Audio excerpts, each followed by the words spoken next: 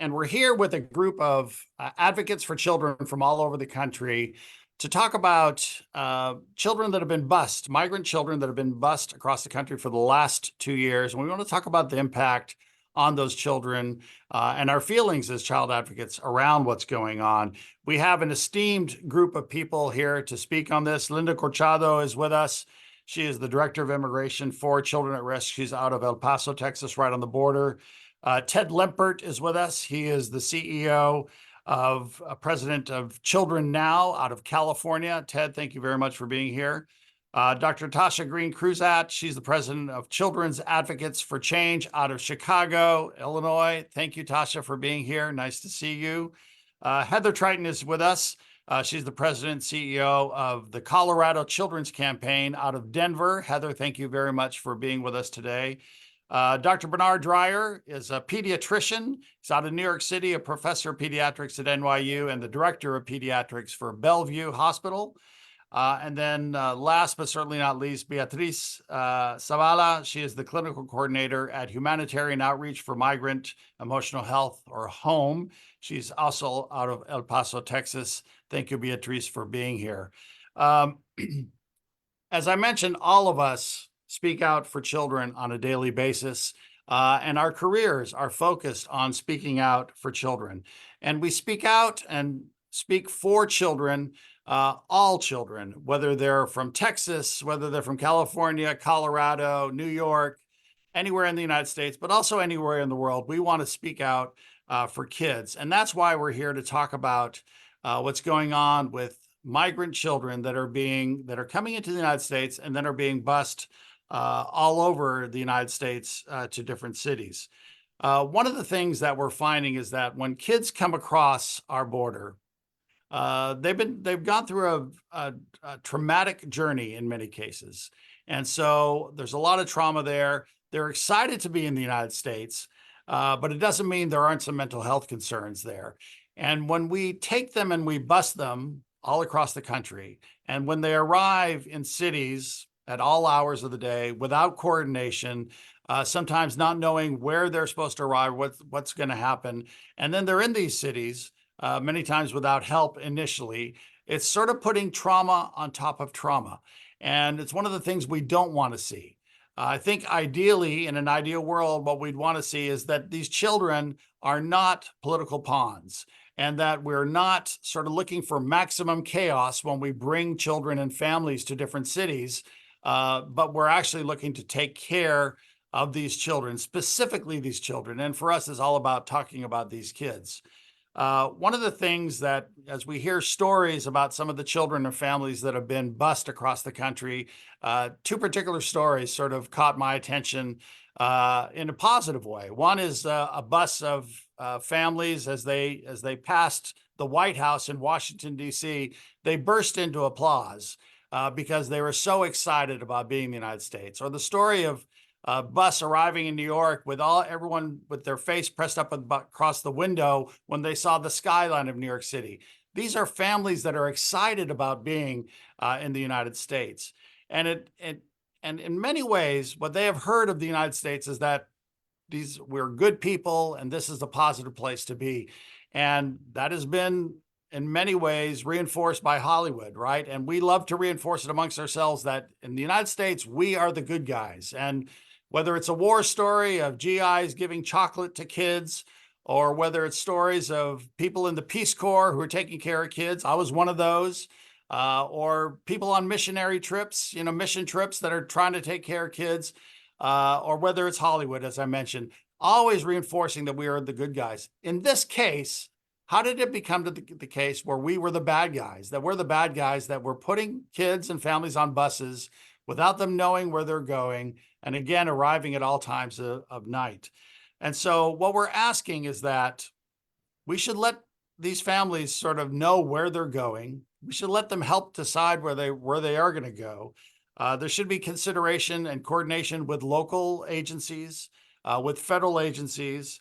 They should be arriving at reasonable times so that the corresponding groups in those cities have the opportunity to meet them and treat them and work with them to make sure that there is no trauma for these children and for these families.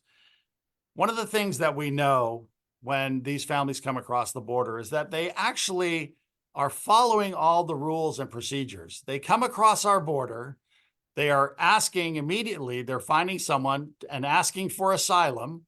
They are then put in a line for asylum, and they're sent to different parts of the country as they await their asylum hearing. They are following the rules as set up by immigration policy. We can argue that we maybe don't have a good policy, but the policy we have is what these immigrants are following, what these children and their families are following. So what we're asking for is really the bare minimum. Let's take care of these children. Let's not further traumatize these children.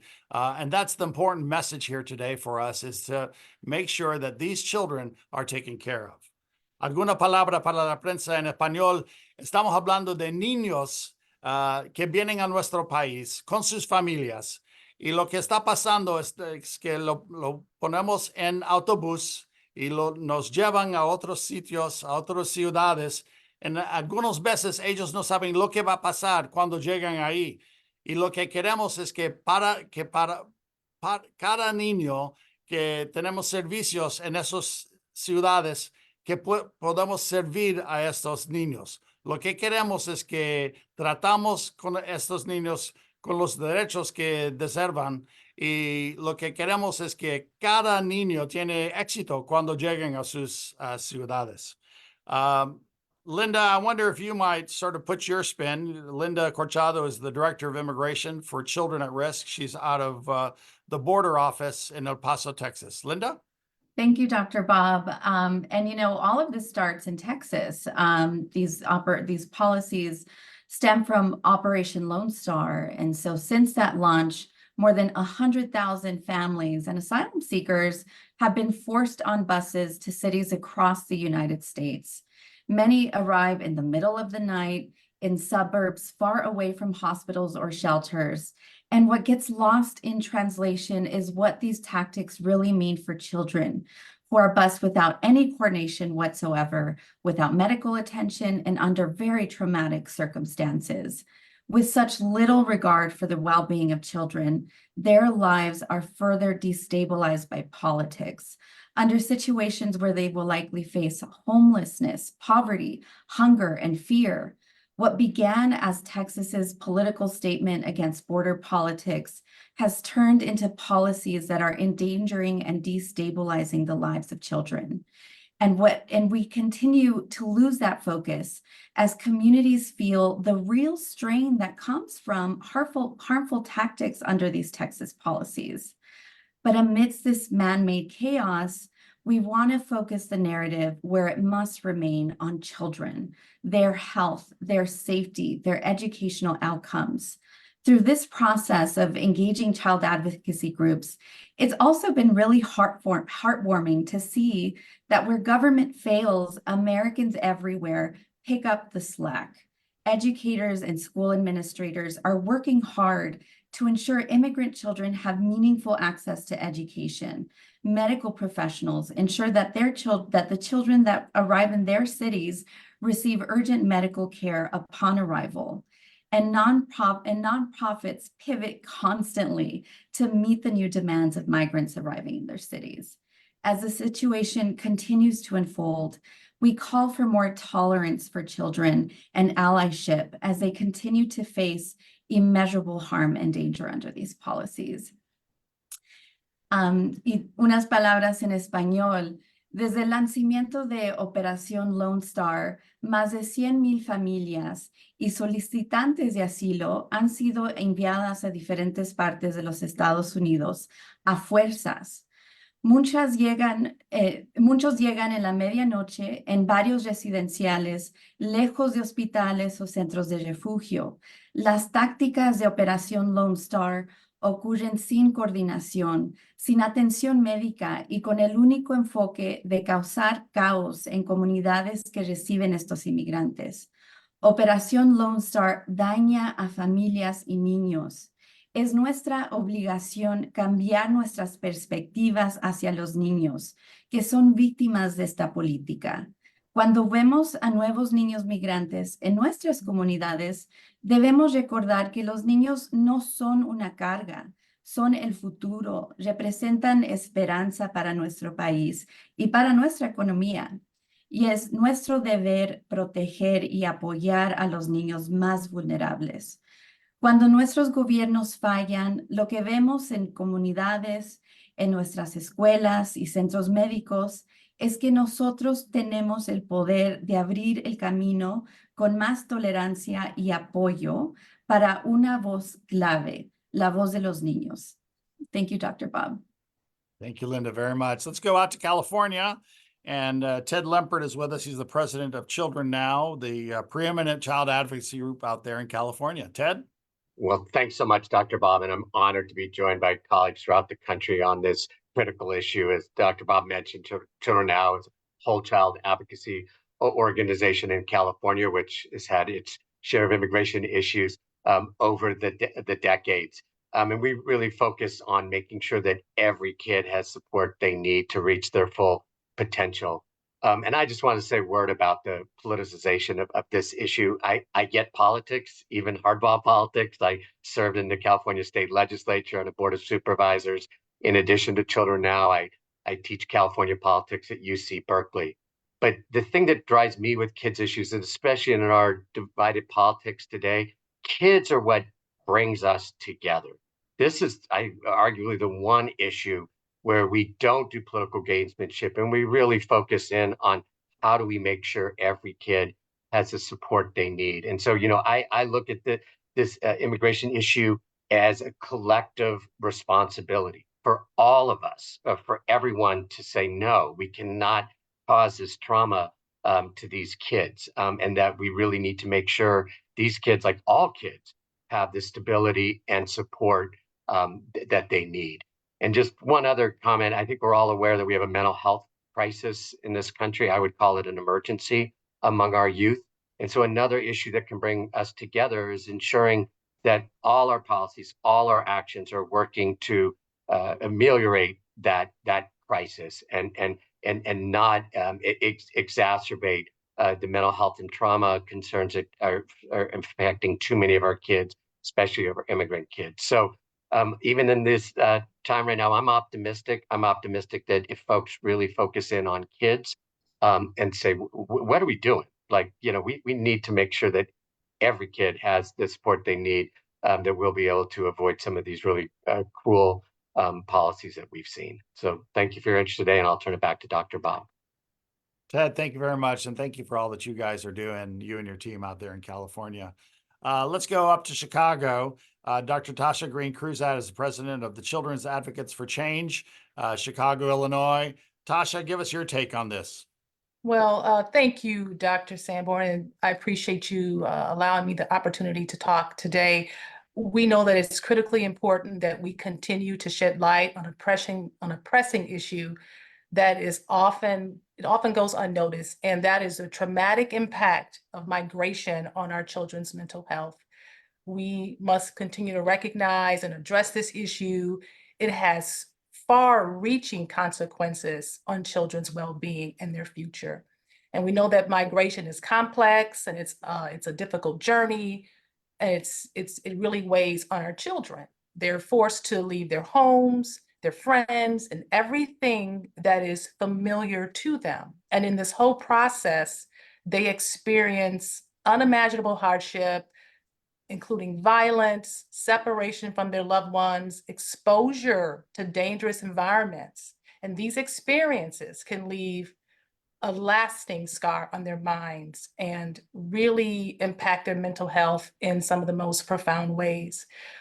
Research has consistently shown that migrant children face higher rates of anxiety, depression, and post-traumatic stress syndrome disorder. They often struggle with feelings of isolation, fear, uncertainty about what's going to happen to them and their family. And these psychological challenges can have long-term effects on their overall development, their educational attainment, and their ability to have and to form healthy relationships. So as a society, our moral obligation is to ensure that these children receive the support they need to heal and to thrive. We must continue to advocate for the policies that prioritize stability and access to healthcare for all of our migrant children. And this includes ensuring they have access to mental health services that are culturally sensitive and trauma informed. And simply providing physical care is just not enough. We must address their emotional and psychological well-being. We must also call for coordinated efforts to address the needs of asylum-seeking families. You know, these families, they often face significant challenges such as prolonged detention, the separation, and limited access to the essential resources they need. So by working together, we can create a comprehensive support system that meets their immediate needs while also addressing their long-term consequences of migration on their mental health. And so I just want to further emphasize the importance of not turning a blind eye to the traumatic impact of migration on children's mental health and the responsibility we must hold to advocate for policies that prioritize stability and access to health care for our migrant children. So we must ensure this coordinated effort. And by doing so, I really believe we can create a society that truly values the well-being of all its members, and that's regardless of their immigration status. Thank you very much, Tasha. And, you know, a lot of kids are going up to Chicago, right? And we see a lot of buses that go up there. And so it's to hear the work that so many people, so many Chicagoans are doing up there to take care of kids. It's heartwarming. Denver is another city that has received a lot of children and families. Heather Tritton is with us. She's with the Colorado Children's Campaign. She's the president and CEO there. Heather, give us your take on what you're seeing in Denver. Yeah, thank you so much for having us. I'm really pleased to be a part of today's event because we believe that it's critical that every child needs and deserves stability and safety in order to thrive. And I want to just begin by acknowledging the courage and resilience of the families who've been arriving in our state. For many, if not all, the journey here has been difficult and has included instability, adversity, and trauma, all factors that really impact child development. Colorado has really welcomed these families, and we hope to create a Colorado where all children, regardless of their background, have what they need to thrive. However, the arrival of children and their families has too often been marked by chaos and a lack of communication, which creates unnecessary additional mental and physical stresses for young children and their families. And we believe we must invest in resources, better coordination, and thoughtful policies that support the health, well-being, and economic stability of children and families at such a vulnerable moment in their lives. Since last July of 2023, Denver Public Schools alone has welcomed more than 3,500 migrant students, and Denver has the highest intake of new-to-country students per capita among all large U.S. cities that are not situated along the southern border. So it's a crisis here. The challenges and barriers that face these children and other newcomers across the state are real, and they will have a lasting impact. We know that for young children, experiencing poverty and trauma can inhibit early brain development and development of social emotional skills. And then as children get older, experiencing poverty can impact brain development in areas critical to cognitive processes. Without coordination between states and government investment in healthcare services, mental health supports, trauma-informed care, and in our schools' ability to meet students' academic, social, emotional, and linguistic needs, we cannot ensure success for the children who have arrived in our state. In Colorado, and especially in Denver, we have an incredible outpouring of support and compassion for our newcomer population. Community organizations, schools, and local governments are all coordinating and collaborating. We're really proud of that. Our state legislature is looking for opportunities and funding to support the response efforts. But it's not enough. We can't do enough by ourselves. We all need to do better. And to do better, we need coordination and communication. We need to ensure families are treated with dignity and respect as they find their way in our country. So at the Colorado Children's Campaign, we believe that every child deserves every chance to succeed, regardless of their immigration status. And we really want to work together to create a more equitable and compassionate future for all the children in Colorado and throughout the United States.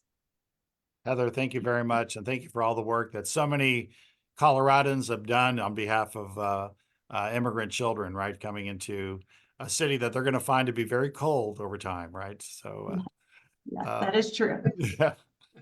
Let's go up to New York. A lot of buses have gone up to New York, and Dr. Bernard Dreyer is up there. He's a professor of pediatrics at NYU, and he's the director of pediatrics at the Bellevue Hospital Center.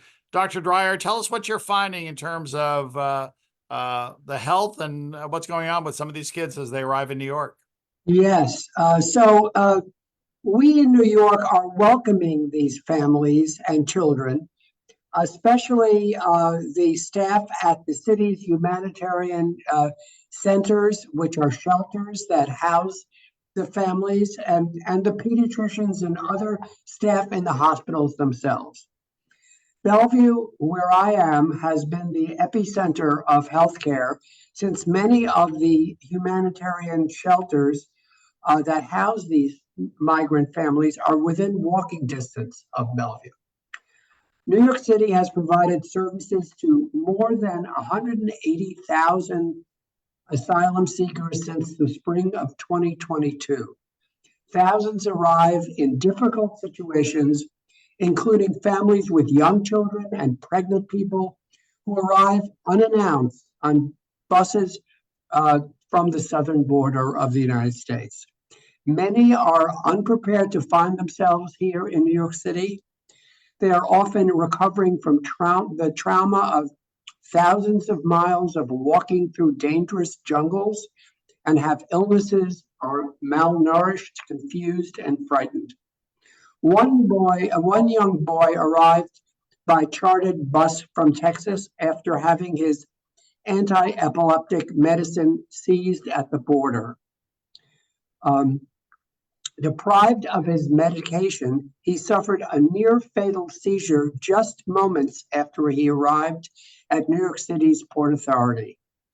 Another child with diabetes didn't have access to insulin because there wasn't refrigeration on a long bus trip and came to us with severe diabetic ketoacidosis, which is a life-threatening condition when you don't get your insulin.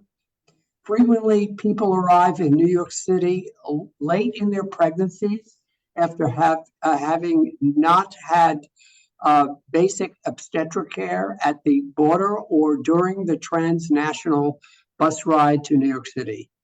Women are often in labor and need emergency transport to Bellevue directly from the chartered bus and deliver their babies moments later. One pregnant person late in her pregnancy had a condition called preeclampsia, an often fatal condition if not treated quickly.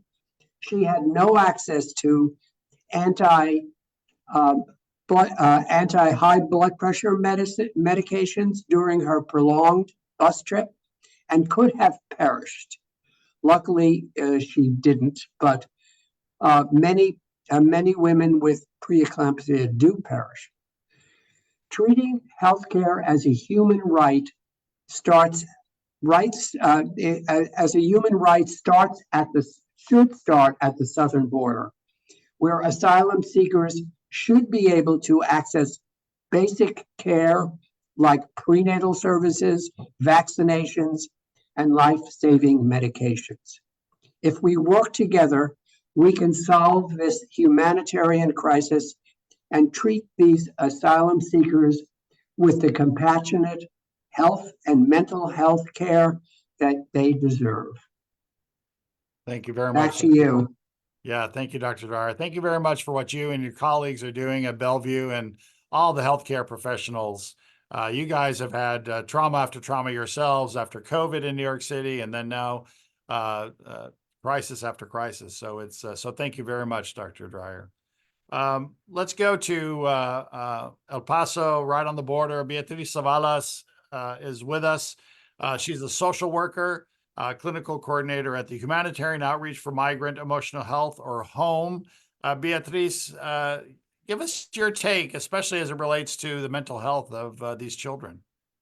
Yes, thank you. Thank you for the warm introduction. I have witnessed firsthand the profound psychological distress experienced by immigrant children and their families.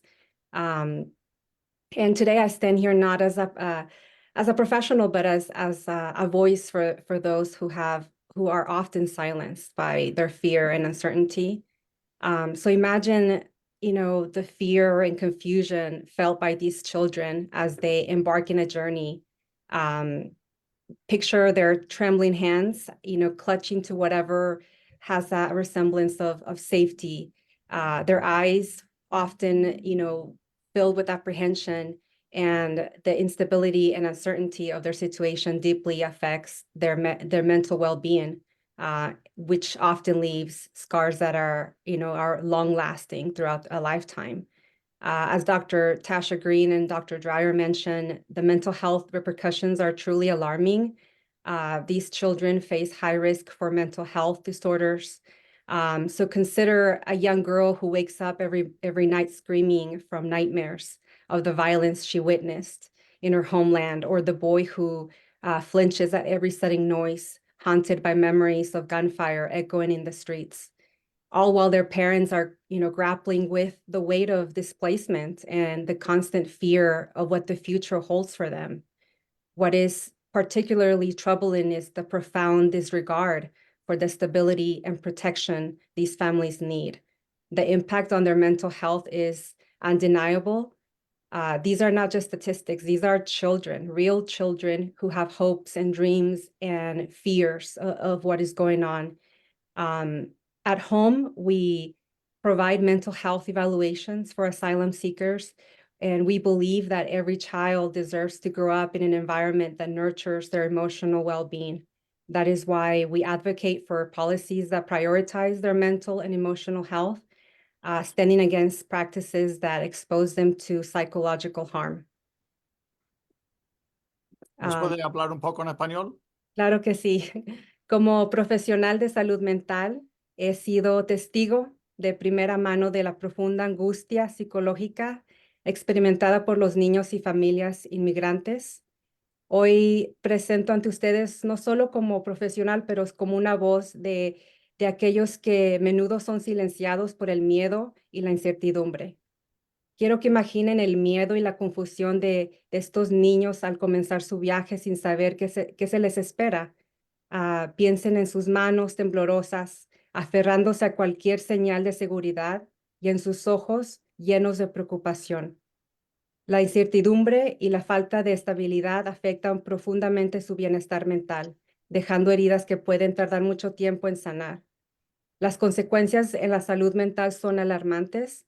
Estos niños tienen un mayor riesgo de depresión, ansiedad, trastornos de pánico postraumático. Además, corren un mayor riesgo de sufrir un desarrollo cognitivo afectado, igual como condiciones de salud, cáncer, enfermedades cardíacas. Piensa en esa niña que despierta todas las noches gritando por las pesadillas de violencia que presenció en su tierra natal, o el niño que se estremece ante cualquier ruido repentino, recordando el sonido de los disparos en las calles. La falta de estabilidad y protección es muy preocupante para nosotros. El impacto en la salud mental es innegable. No solo son cifras, estos son niños reales con sueños, esperanzas y miedos. No podemos ignorar el sufrimiento y debemos brindarles compasión y apoyo. Beatriz, muchísimas gracias. Thank you very much. And the big takeaway here today for us as we talk about children, migrant children that are being bused to Denver, to California, to New York, all over the Chicago, right? They're bused all over the place. The big takeaway is that we get that if the governor of Texas wants to make a political statement and show that our political system, our immigration system is not working, and that he wants to share the burden with others, we get that's important. But I guess our ask is really that if you're going to share the burden, let's do it with kids in mind, with the fact that their mental well-being and their physical well-being in mind, There are groups, as you could hear, from all over the country that are happy to welcome these children and these families and do their darndest to take care of them. Yes, it's a tax on the system, but I think people are coming out of the woodwork to take care of these kids and these families, and just a little bit of coordination to ease this burden. We don't want children. We never want children to be political pawns. We don't want maximum chaos on the backs of children. We want children to grow up and be assets for our community. They want to be assets for our community. Their parents want them to be assets for our community. And so that is our ask. That's our takeaway today, is that we pay attention to kids. Thank you guys all very, very much for the work that you're all doing. And thank you for being part of this press conference. And I know that you're available for the press individually should they need to talk to you from your respective cities. But thank you all very much. Thank you.